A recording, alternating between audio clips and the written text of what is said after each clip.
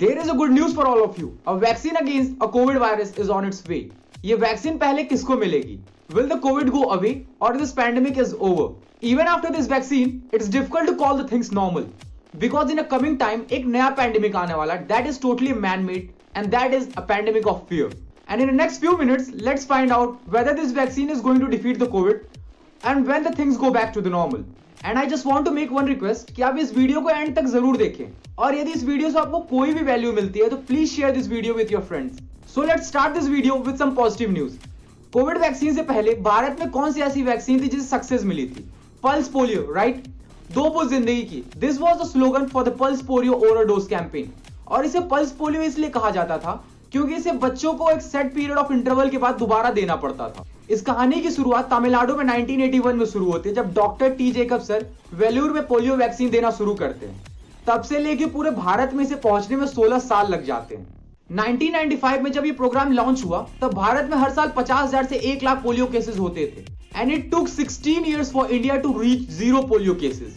Vaccine के आने से और ये डिजीज के खत्म होने के बीच में बहुत सारा समय जाता है. And we all know that vaccine is not a magic bullet. तो वैक्सीन है क्या?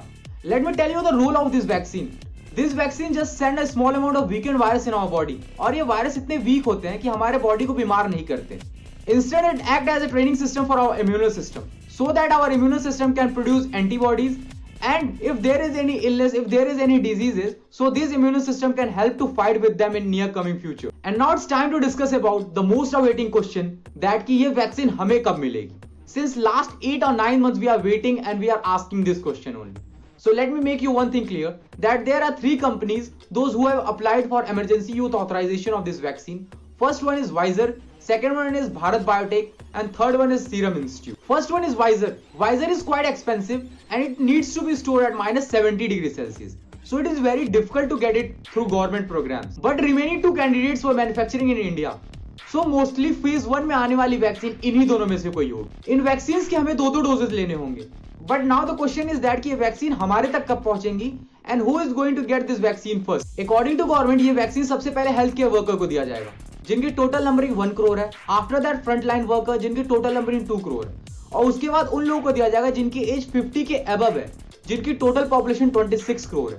और उसके बाद उन लोगों को दिया जाएगा जिनकी एज 50 से कम है बट कोई क्रॉनिक इलनेस के शिकार है. So this is our phase 1 vaccination program. और हमारे हेल्थ मिनिस्टर ये मानते हैं कि ये वैक्सीनेशन फेज 1 प्रोग्राम अगले साल जुलाई या अगस्त तक कंप्लीट होगा. So sorry to say that कि यदि आपके नंबर्स इन 25 to 30 करोड़ लोगों में नहीं है तो आप अगले साल जुलाई या अगस्त तक किसी भी गवर्नमेंट प्रोग्राम में इस वैक्सीन को भूल जाएं. देखो वैक्सीन लेट मिलना एक अलग बात है बट वैक्सीन की रिक्वायरमेंट होने पर उसकी अवेलेबिलिटी ना हो पाना एक बहुत बड़ी प्रॉब्लम है. And in a recent news we get to know that few countries are there those who are pre booking this doses more than their actual requirement of the vaccine.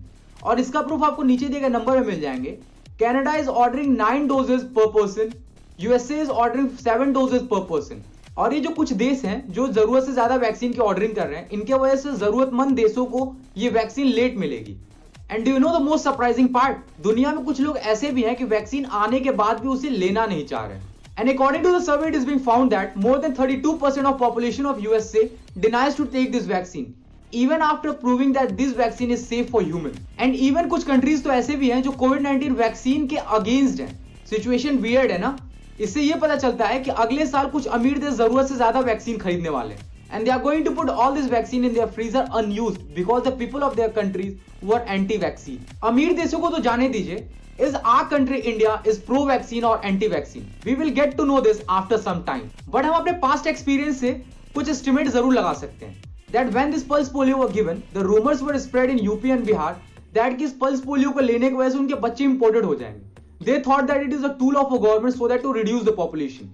जिसकी वजह से डॉक्टर्स को लोगों के सामने खुद ही pulse polio consume करना पड़ता था जिससे वो ये श्योर कर सके, ये प्रूव कर सके कि ये उनके भलाई के लिए ही है. To assure that vaccine is safe for the people कितने लोगों ने कितने साल तक एफर्ट्स किए. नाउ यू कैन इमेजिन कि जैसा सीन पल्स पोलियो के टाइम पे था यदि वैसा ही कोविड-19 वैक्सीन के केस में हो जाए कि वैक्सीन रेडी तो है बट लोग इसे लेना नहीं चाह रहे हैं तो सिचुएशन नॉर्मल कैसे होगी. सो आने वाले वक्त में व्हाट्सएप फॉरवर्ड्स के थ्रू ऐसे न्यूज, ऐसे डर बहुत फैलने वाले हैं सो इट्स माई रिक्वेस्ट कि कोई भी न्यूज, कोई भी चीज को फॉरवर्ड करने से पहले खुद एनालाइज कर ले, खुद रिसर्च कर ले, खुद वेरीफाई कर ले, तब उसे आगे फॉरवर्ड कर. So if you agree with my message, so please try to share this with your friends and relative, because vaccine आने के बाद भी कोविड को हराने में थोड़ा वक्त लगेगा. Till then you have to take care of your self, your relative and your society. Thank you so much.